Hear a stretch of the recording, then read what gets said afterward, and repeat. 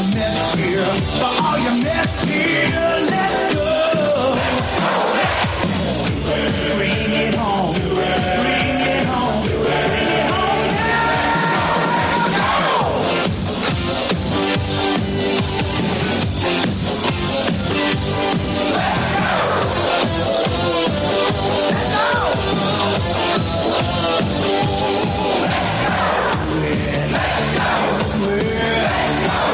Make it happen. There's no stopping us now. We're gonna do it again. It's not a question of how. It's just a matter. It's just a matter. It's just a matter of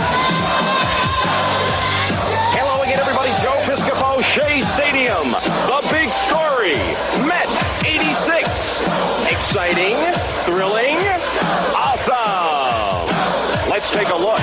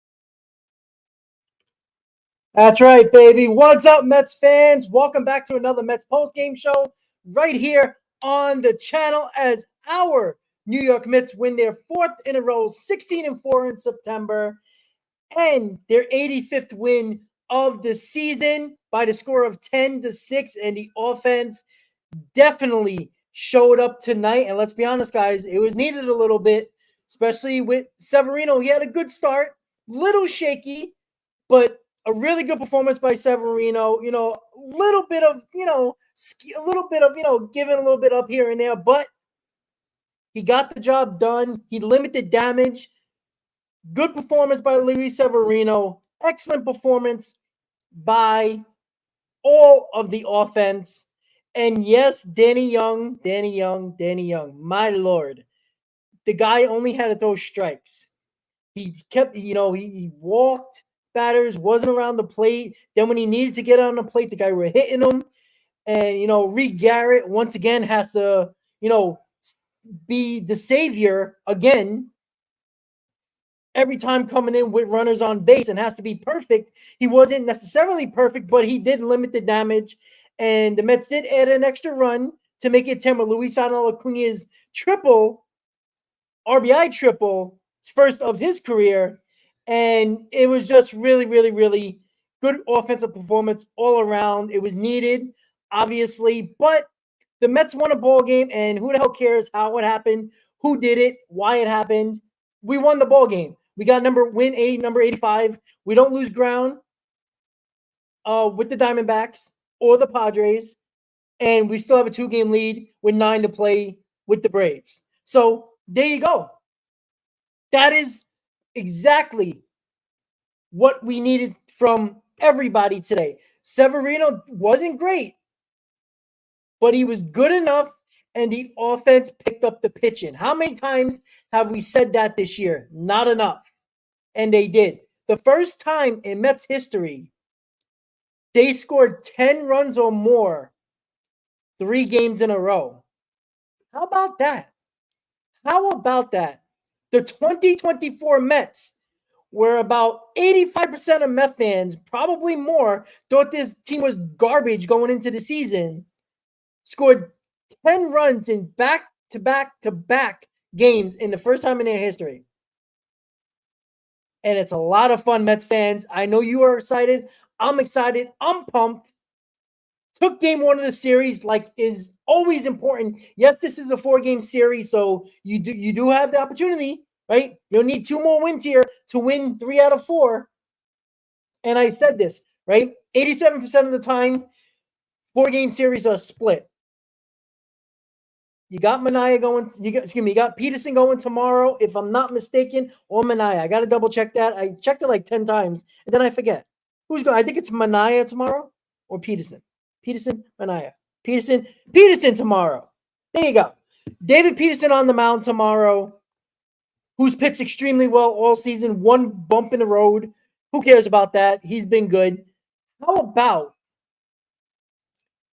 the performance by Stanek in the 8th inning? Pumping gas, showing that emotion, and you see him point at Alvarez on that strikeout pitch in the last strikeout of the 8th inning, that up high fastball. Stanek shook him off the first time, and then Alvarez put an emphasis on it again. That's before he threw the pitch with a fist pump. I don't know if you guys seen it. He fist pumped like this, and then again. And then he didn't shake him off, and it was the fastball up, and that's why Stanek pointed at Alvarez. Stanek does make me nervous. He you know what it is? All his fastballs have a tremendous amount of movement. His fastball runs a lot, and if he doesn't pinpoint it when he first throws it, right? He can throw the ball in the inside corner, and he'll end up on the outside with his fastball. So he does get me nervous, but this guy is a storied veteran. This guy has a tremendous amount of postseason experience, high leverage situations. Those are the guys I trust, right? He hasn't had a good season. The Mets figured something out, and he even brought it up to the media. He actually brought that when he came to the Mets, they saw what pitches that weren't really working, what he needed to do. They messed with his mechanics a little bit and got him back on track. He's been very good for about 2 weeks now. Been extremely good for us. And this is a guy that I continue to say, the guys that have that experience, because the Mets are going into this, possibly into this postseason, with not a lot of postseason experience with their big people. Besides Lindor, right? Our big guys, our core, doesn't have a lot of postseason experience, right? So you're going to count on the Iglesias of the world, the Staneks of the world, Maton, right? You're going to count on those guys. JD Martinez, I know he's struggling tremendously right now, but those are the guys that keeps the bench and keeps the clubhouse calm and not get ahead of themselves and not let the nerves get the best of them, right? Those are the type of guys that I want in those spots. And yeah, I know everybody's talking about Ohtani. That was an insane game today by him, and he kind of implanted that MVP for himself. I mean, what he did today, put the finishing touches on the MVP. Lindor doesn't help his cause because he got injured. Not his fault. It happens. You can't help with injury. But listen, it doesn't stop the fact, or it doesn't hurt the fact, or doesn't stop the fact that Lindor has had a great season and will get MVP votes. He deserves MVP votes. He should have been an all-star, right? Hopefully, Lindor can come back, if not the end of this series, hopefully in the Atlanta series. But keep this guy healthy, guys. We scored 10 runs or more 3 games in a row, and Lindor only played 1 inning in those games. Just think of that for a second. Remember, we kept on saying somebody needs to step up here? Well, it was Nimmo the other night. It was Alonso. It was Iglesias. It was Acuna. Tonight, Vientos getting it started. That's what we needed from this team. We needed somebody to step up other than Lindor. When Lindor's not in the lineup, somebody needs to step up. You need one or two guys to step up. It can't be Lindor and somebody else all the time. It needs to be somebody else. This offense has gotten hot without Lindor. That is a sign of a lineup coming together and figuring things out and slowly but surely coming together as an offense. Alvarez with a bomb tonight. He's hit, 3 home runs or 4 home runs in 5 games? He's hot. All these guys that we're just looking, we're not looking for average anymore with these guys. With Alonso and Alvarez, I want more power from these guys. Those are going to be the guys that are going to be driving in the runs. When they left so many men left on base this year. They've had too many opportunities not to hit the ball over the wall, and they're starting to do it now. And it's a great sign, especially without Lindor. Just imagine what it would have been if Lindor was in the lineup and they were doing this a couple of weeks ago when we were kind of, spiraling a little bit, when we needed a couple of wins here or there. But 16-4 in September, going into this series, coming off the sweep of the Nationals, a lot of people were nervous about this series. I said this first game was the best pitching matchup for the New York Mets. Now, it turned out Sevy wasn't perfect, but he was better than Taijuan Walker, which he should have been anyway. But he was good enough, right? It would have been nice if he'd thrown a gem, but you know what? He threw 6 innings, couple of runs, 5 hits, solid outing. The bullpen came in minus Danny Young and did their job. That's it. Garrett came in, the guy that has to be perfect all the time because he's always coming in with runners on and cleaning up other pitchers' mess. He limited the damage. Stanek came in, did his job. And Diaz, it was no contest in the 9th inning. Diaz, you see that slider starting to come back? He's starting to feel that confidence in that slider, folks. He's starting to feel that confidence in that slider again. If he can feel that confidence in that slider, he's going to be very hard to hit. And listen, you win game 1 tomorrow with Peterson on the mound. Sanchez, who is obviously we've seen him in Philadelphia. He's a very good pitcher. The Mets had a hard time hitting him. The pitching matchup, I'm going to call it, I would say, a slight advantage to the Mets, but not that much because Sanchez has been really good for the Phillies. But you are in your home ballpark. You've seen on a Thursday night, the Pack City Field. Well, Mets fans listen to Brandon Nimmo. There was a tremendous amount of tickets sold last night into today.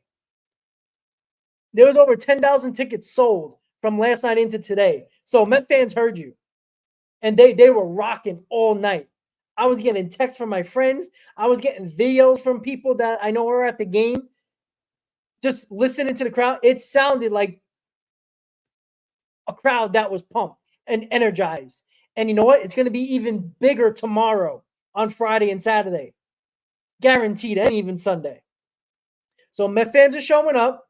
The team showed up tonight. You clearly saw the energy by this team. They felt the energy, and they made it known right off the bat. This was a statement win by the New York Mets, guys. This was a statement win. No doubt about it, a statement win. And they got the job done. And that's where we're going to continue to talk about throughout this stream. I just want to see everybody in the chat. I'm sorry.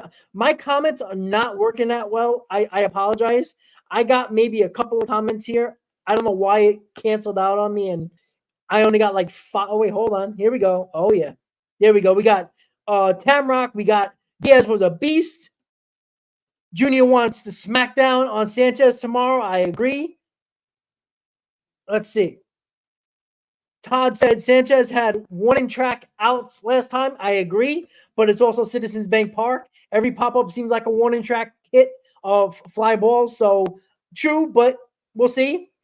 Where was Buto? I wondered that too, Ray. I completely understand that. And the comments are slowly coming back. So I'm trying to get the people here. I see them, but I can't click on them, which is annoying. Where is Buto? I don't know, Ray. I thought the same thing. I was a little shocked that Danny Young. Oh, listen.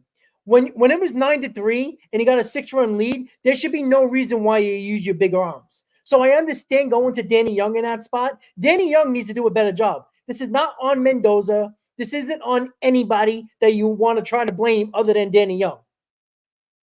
Like, I know people were complaining about Mendoza making that move. It's a 6-run lead. I don't care if Ottavino was in the game. A 6-run lead, you can't make that happen. Danny Young created a mess that Garrett had to clean up. You can't do that. You have to throw strikes. You can't walk batters. Every account was a full count in Danny Young's who he faced. You can't do that. You cannot do that, folks. You can't do that. And Danny Young hasn't been good. And he's the one lefty in his bullpen. And that's the problem. And again, you just got to get it done. You just got to get it done. Luckily for us, Garrett, Stanek, and Diaz done the job, and the Mets won the ball game. All right, here we go. We got some more coming in.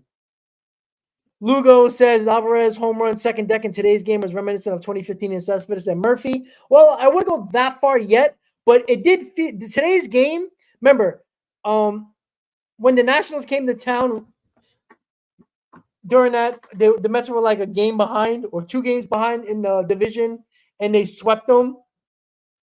And it was a crazy game. It felt like that type of atmosphere again. But so I do understand what you're saying. All right, I'm trying to get all these hold on. Oh, here we go. I'm getting comments.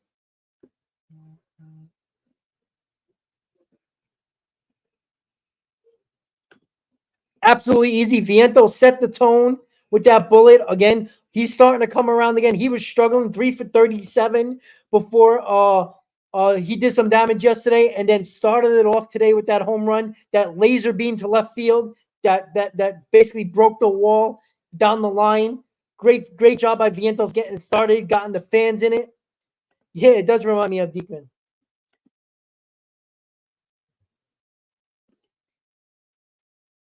Well, Copes, again, when you put it in the pitcher, you have to leave him in for 3 batters. So after Mendoza puts him in, you can't take him out until the 4th batter is at the plate.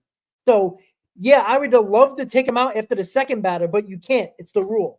So I guarantee you Mendoza didn't want to leave him in there any longer after the 2nd batter. But you can't take him out until after the 3rd batter. And he did. So there's nothing Mendoza can do in that spot. You can't foresee the future. Danny Young needs to do the job. Like, I'm sick and tired of people blaming the manager for the pitcher on the mound not doing the job. You have a 6-run lead. Throw strikes. The guy hits the ball over the wall. It's a solo home run. It's not going to hurt you as much as a 3-run homer will. So, again, it's all on Young in that spot, not on Mendoza. Mendoza is trying to save a bullpen for the rest of this series. There's no reason why you needed to use Stanek and Garrett in this game. There was no need for it. You had a 6-run lead.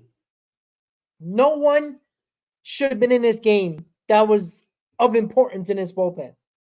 Mendoza had to turn to it. And you know what? Let's hope it doesn't hurt us later in the series when we need a bullpen. Now we hope that Peterson can give us 7 innings, or Minaya after that give us a 6-7 innings, so we don't have to use too much of the bullpen. Because, yeah, it might not affect us tonight, but it could affect us in game 3 or 4 of the series. Now, we saved Buto, which is good. Reed Garrett can definitely pitch tomorrow, right? Diaz can be good tomorrow. Maytown will probably be available tomorrow. So, it's an unfortunate situation, but Mendoza did what he had to do, right? He needed to win that game. As soon as it got a little sketchy, he brought in the guys that he trusted in the bullpen, and they got the job done.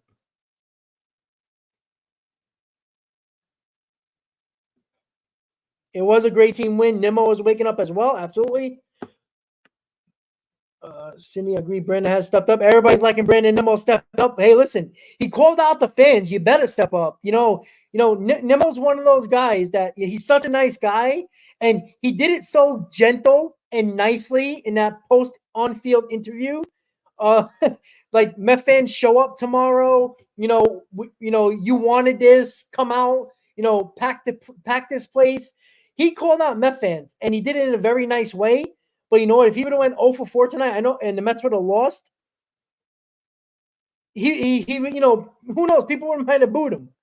So Nimmo came through. He called out Met fans, and he showed up.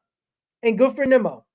Right? It's about time these guys start coming around. They've been in a massive slump for way too long. Alonso's looking like he's breaking out of it. Nimmo, Vientos coming around, and Iglesias doing what he needs to do.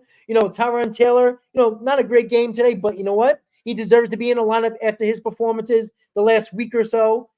Outstanding performance by this New York Mets team, and you got to continue to put the hammer down tomorrow as well. You got Peterson on the mound tomorrow against Sanchez. Win the job. Win the game. Do your job and continue to put the pressure on.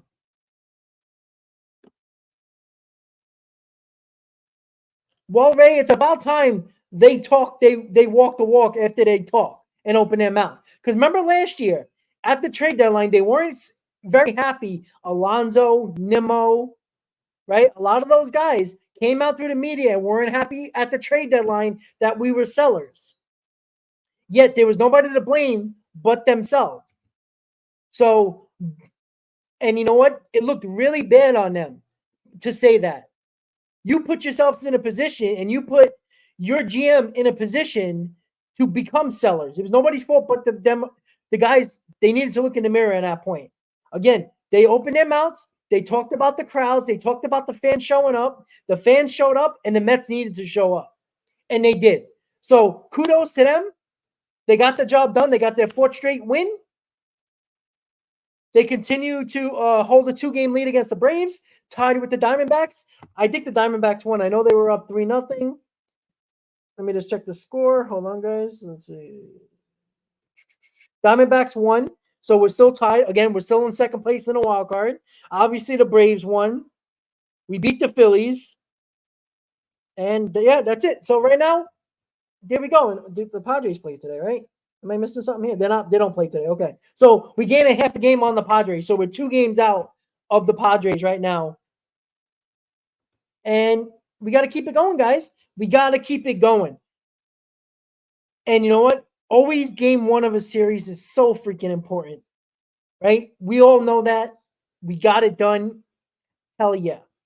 That's all I have to say about that. So let's keep on looking at the comments.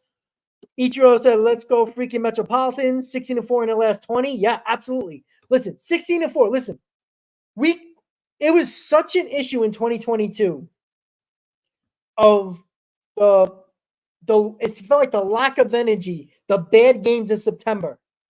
In 2022, right? Without Marte in that lineup in 2022.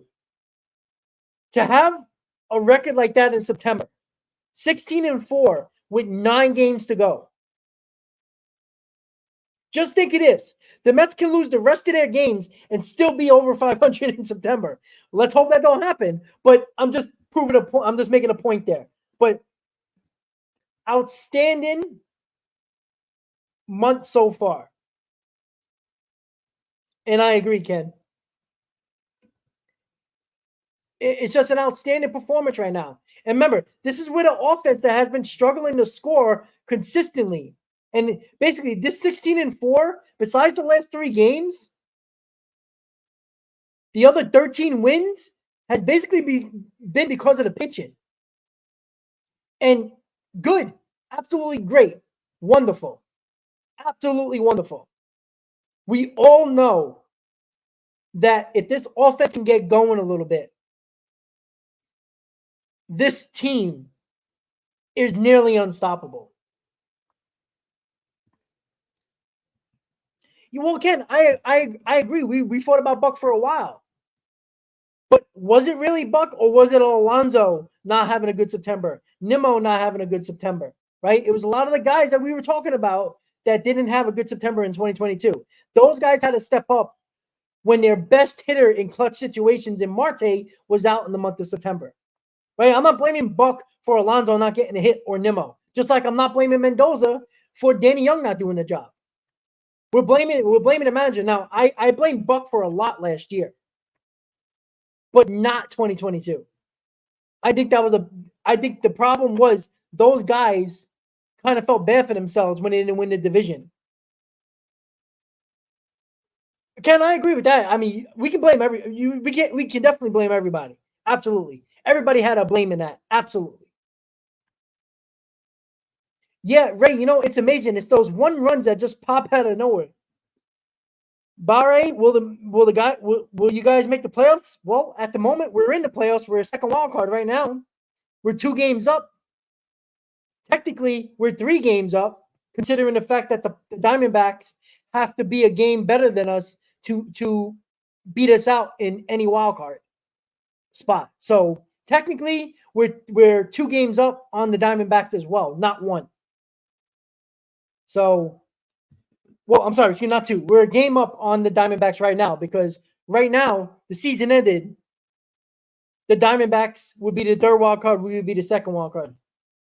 Yeah, Ken, that is crazy. Remember how many years, the last couple of seasons, we talked about that the Mets weren't top 10 in home runs? They're top 5 in home runs. And make no mistake about it, that's a big reason why we have 85 wins. So, I mean, that's a big deal. Winker should be the 6th outfielder. Oh, yeah, but wasn't it you like a week ago, Ken, that wanted Winker in the lineup? So, yeah, honestly, when Winker's starting to struggle, Tyrone Taylor steps up, right? It seems like that, right? When somebody that's like a 4th or 5th outfielder on this team, right, starts to heat up, the other guy starts to, slow down a little bit, so you're really not losing out. Now, but like Winker stopped striking out so much. Oh, yeah, Ken, if they played at Yankee Stadium, we probably have about 50 more home runs. Let's be quite honest. How many Warner Truck balls has this team hit at Citi Field? That would be 30 rows back in Yankee Stadium in right field. So, but all around, really good performance by this team. The Mets made a statement. This was a statement game, guys. 100% a statement game, right? Nimmo calling out the crowd, the fans, come out, support. The energy was there to start the game, right? The "Let's Go Mets" chant before the game even started, as my friend sent videos like 20 minutes before the game's "Let's Go Mets" chant going out around the stadium, right? So the energy was there from the fans. The Mets had to show up. And listen, this is probably one of the most pressurized games coming into for this New York Mets team of 2024. Remember how we talked about when the going gets tough and the pressure is on them, because the pressure was on the Mets here. The pressure is not on the Phillies at all, right? They're going to win the division. It's a matter of time until they clinch the division, whenever that might be. Hopefully it's not at Citi Field, right? So what do we got to do, right? What did they have to do? With the pressure on them, the fans showed up. And in the first pressurized game, that really the focus on national TV, by the way, they put off an offensive performance like they did today. Vientos getting it started. Alvarez with a big home run. Alonso. Nimmo doing the job. Iglesias. Acuna. That run was so important. That made it 4-run lead, right? That Acuna triple, RBI triple, made it 10-6. Trust me when I tell you, it made me a little bit more calmer going into the ninth inning. I tell you that. With a 4-run lead instead of a 3-run lead. Because the only way you can do is tie it with a grand slam. And then you still have an opportunity to win. Right? That scared the hell out of me. But that Acuna RBI, that's a big moment right there. Because the Phillies looked like they were starting to get the momentum a little bit. And that run made it a 4-run lead again. I was like, okay, take a deep breath here. We got that extra run. Unless you start walking people, we should be okay. And they were. And yeah, Ken, That's the thing with Acuna that jumped off. That I noticed right away. The ball jumps off his bat 100%. You seen that ball? That ball barely got off the ground, and he hit it so hard. It split the gap. It was basically a ground ball, and it split the gap to get Alvarez home, who was chugging around the bases, scoring from first, and Acuna getting that triple. It jumps off his bat, and for people again, and Chris brought it up, to talk about the AAA stats mean nothing. Sometimes guys like that who know they are good, and trust me when I tell you, Luis Acuna knows he's good. There's a confidence about him on the field, defensively, and at the plate that is very noticeable. I tell you, the AAA stats don't mean nothing. This kid knows he's good. This kid knows he belongs in the big leagues. Sometimes it just takes to get promoted to that next level to really shine. He probably got bored. He probably knows he's good. He probably got a little lazy, a little lackadaisical, thinking that he deserves to be up. And now he's proven it. What is he? 8 for 17 with 5 RBIs, 2 home runs. I mean, the kid's been outstanding. And to come up to replace Lindor while he's on the bench, while he's hurt, is not easy. There's not a lot of young players that can step up in those shoes and perform in big moments, defensively and offensively, like Acuna has done. I mean, Acuna has sparked the Mets the same way Michael Conforto did in 2015 when they brought him up. Maybe Acuna is probably a little bit better than what Conforto was when he came up, but Conforto became a presence for that 2015 team that was struggling to hit. And Acuna, the Mets weren't really they were struggling at the moment to hit, but you saw the energy that Acuna had brought to this team. A little bit more youth and energy, and this team already had it. But this kid, he just has the confidence, man, and I freaking love it. Luis Acuna, every day should be in the lineup. Every single day. Let's get back to the comments. Yeah, we know Vientos is slow. We all know that.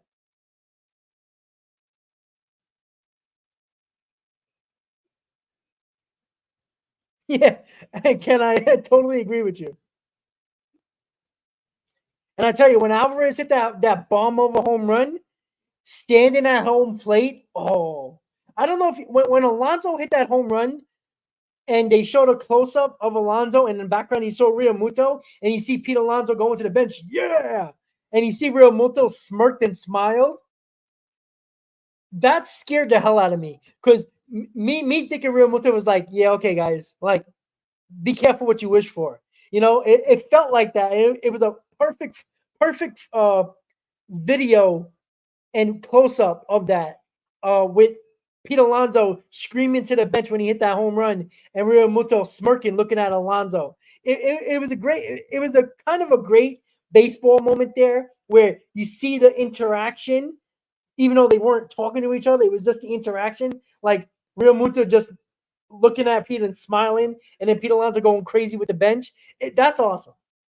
Those are moments you don't see a lot unless you get the perfect camera angle, and whoever got that camera angle was perfect with that. So everybody did their job.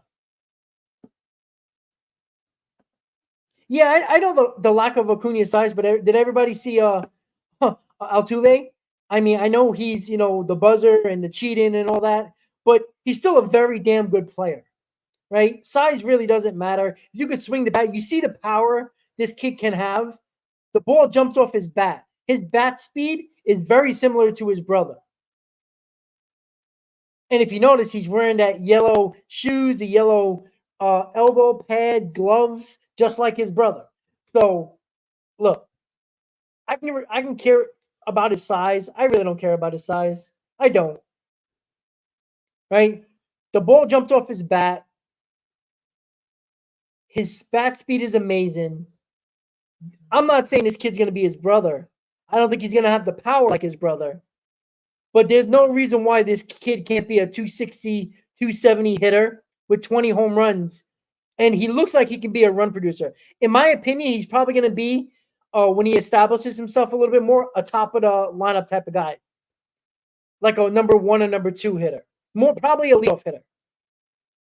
Right? He's a perfect guy to be at the leadoff spot. Obviously, Lindor is the guy now, but I would like him in the leadoff spot. But he's perfect in the number 9 spot.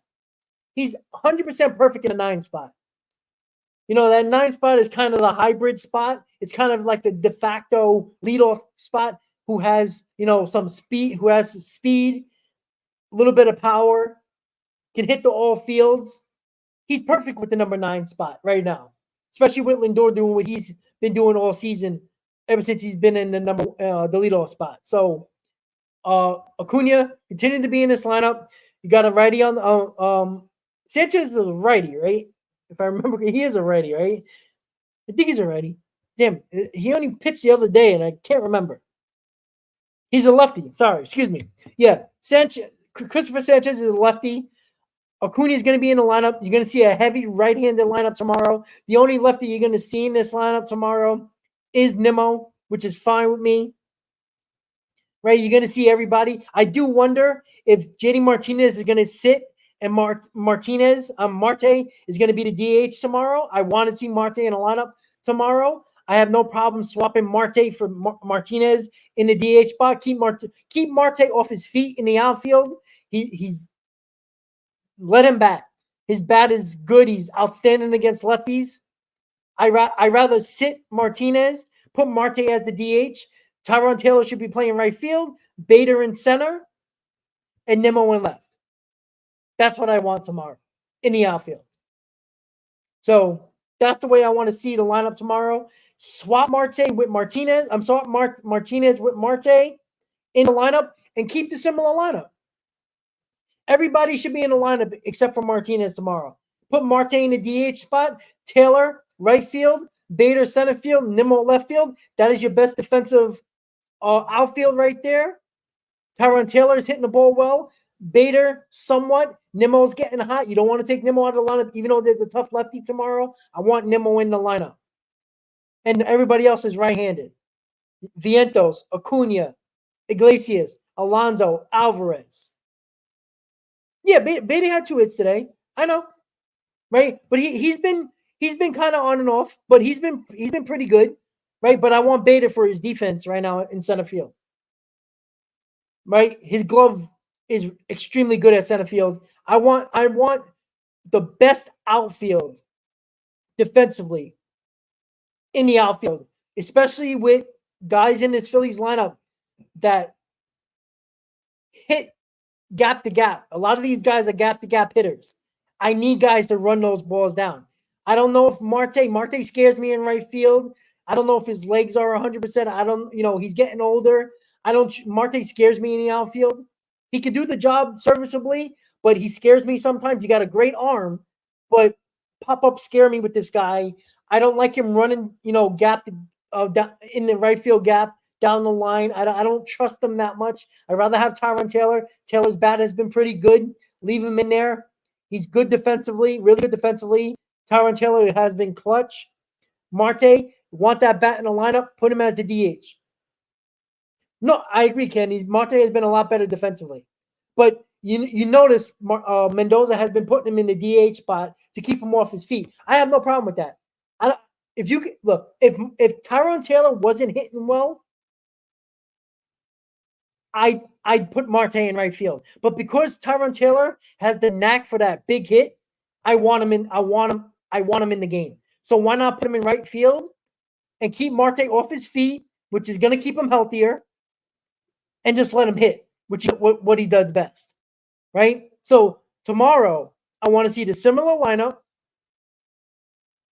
Obviously, Nimmo in against the lefty, the only lefty I want to see. And I want Marte replacing Martinez as the DH, which I think will happen tomorrow. I'd be shocked if Martinez is in the lineup tomorrow. I know Mark Mendoza's trying to get him going, but you can't afford him to be a complete zero in this lineup. You just can't. Absolutely can't. So before we continue to talk a little bit more about tomorrow and, finish the recap of this game tonight, make sure you hit that like button, guy. We had around 90 plus, hitting 100 a couple of times. Make sure you hit on that like button, guys. If you're new to the channel, please hit that subscribe button. If you're watching on Twitch, head over to YouTube, hit that subscribe button. You're watching on X, pop over, click on the link, and subscribe to the channel as well. Again, if you followed me on TikTok, I did a couple of videos, couple of TikTok videos to bring people over to the channel. If you saw that video on TikTok, subscribe to the channel and make sure you follow on TikTok as well.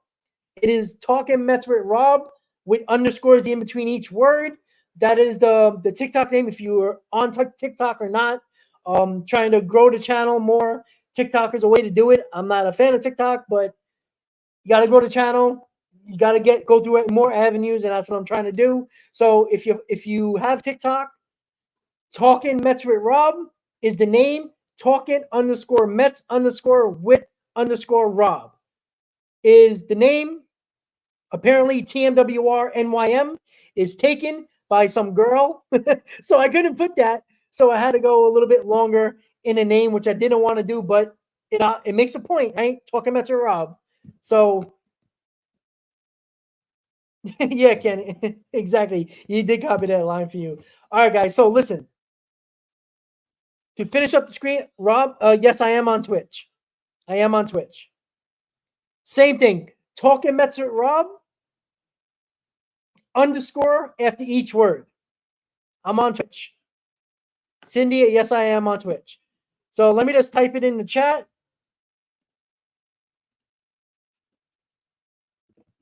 Hold on, guys. Give me a second. So if you want to follow me on Twitch, you can watch it on Twitch, of course. Give me a second, guys.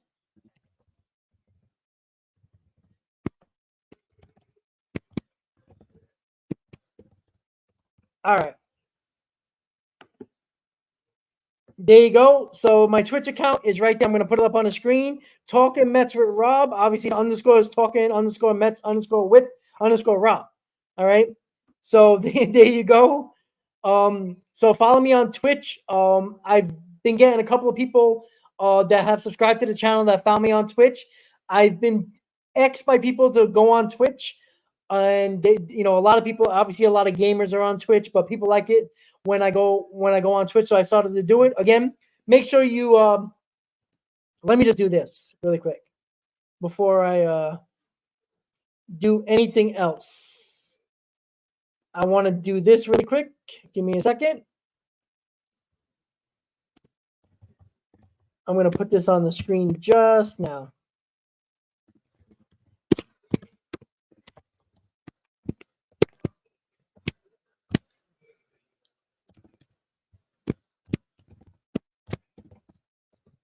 All right, there we go.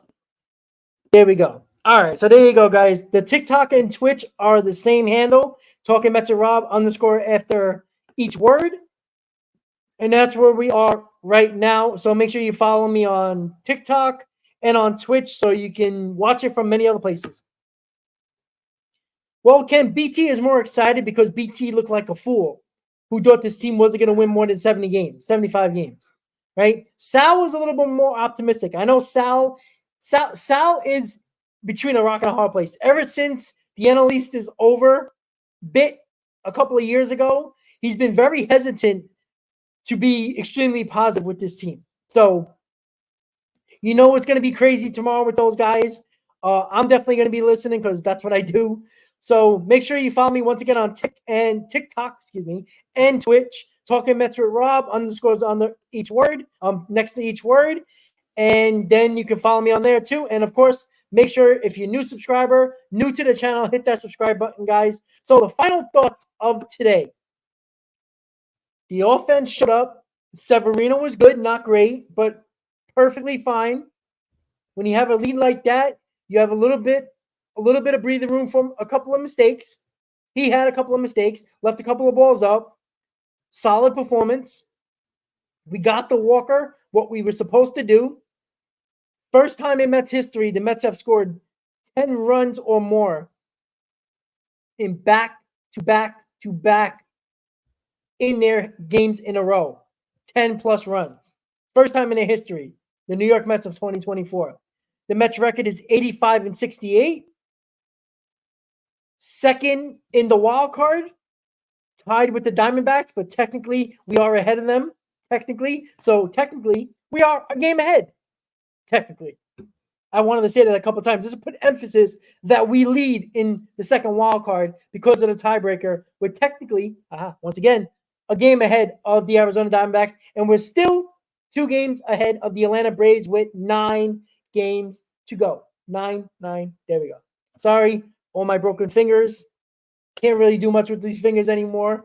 A lot of baseball injuries and a couple of hockey, football, and all types of basketball injuries actually as well. Go figure. And broke 2 fingers playing basketball in high school.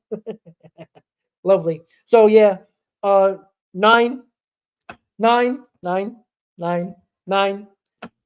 games left in this season. Again, guys, the Mets win it 4 in a row, right? 9 games to go. They can go 5-4, right? They go 5-4. That's 90 wins. Guess what that means?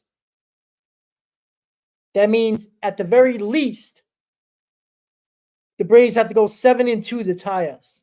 And that's including beating us 2 out of 3 against them to win the season series and have the tiebreaker. So the Mets are in the driver's seat. They continue to win. They can't be nothing done. Nobody can catch us. We have our playoff berth in our hands, Mets fans. The Mets are 6 games out of the division, if anybody cares. You should all care. Lugo, thank you for the super sticker. I appreciate that, buddy. Thank you. Right? 6 games out of the division. I know it's a long shot, but there's 9 games to go. If somehow the Mets really do damage in this series, if they take 3 out of 4, they gain 3 games on the Phillies. So at the end, it would be 4 games with 6 to play, right? Yeah, it would be 4 games back of a division with 6 to play. So technically, if the Mets go 3-3, win 3 out of 4 against Philly, they gain 3 games on Philly. So it'll be 4 games with 6 to play, which means the division is not over yet. Wouldn't that be crazy? If somehow, some way, the Mets find a way to win this NL East, and if they sweep the Phillies, I know we're getting ahead of ourselves, but if they find a way to sweep this 4-game series, they would be 3 games back of the Phillies and probably up multiple games, more than 2 games in the wild card, because that's 7 wins in a row, if that's the case. Imagine that, guys. A division that was probably, we were going into this series making sure we keep this 2-game lead or extend this 2-game lead in the wild card, and little by little we crack at the Phillies. And that's why that Philly series, losing that series was kind of annoying, because it was a pretty good chance we could have been even closer to them and talk about a division. But listen, talk of the division could happen. Even if you go 3 out of 4. If you take 3 out of 4, you're only 4 games back with 6 to play. Yes, it's a long shot, but not unlikely. But the focus is win tomorrow's game. We can talk about a sweep tomorrow, if possible. We can talk about it 2 days from now, if that's the case. Win tomorrow, continue that lead, and you get 1 step closer to clinching a playoff berth. And the Mets will be playoff bound in 2024. Still up in the air, because there's a lot of situations that the Mets could be the first wild card, the second wild card, the third wild card. possibly division. They can be winning the division, possibly having a bye, or traveling to San Diego, or traveling to Milwaukee, or possibly, if you're a first wild card, possibly playing at home for a wild card. So many scenarios. And with 9 games to play with all those scenarios, it's going to be a fun time for us Mets fans. But the Mets 85-68 win 10-6 tonight. Get game 1 of this 4-game series. Tomorrow, David Peterson against Christopher Sanchez. Mets are 2 games up in the wild card. Second in the wild card, tied officially with the record with the Diamondbacks, but have a lead because of the tiebreaker. So they're the second wild card right now with 9 games to play. Once again, guys, I want to thank you for tuning in to Mets PostGame on the channel, on Twitch, on X. Remember to follow me on TikTok and Twitch. As of today, it's all ready to go. Talking Mets and Rob with underscores between each word. Follow. Let's have fun. Let's continue to win. Get pumped, Mets fans. The crowd's going to be jumping once again tomorrow. And it was a great night for the offense. Great night for the New York Mets. Great night for Mets fans. And we'll see you tomorrow, where Chris and myself will be ready to go for pre and post game for game 2 tomorrow. With that said, guys, thank you for tuning into another Mets PostGame Show. Hit that like button, subscribe to the channel, and I'll see you tomorrow for pre and post. Let's go, Mets, guys, and have a good night.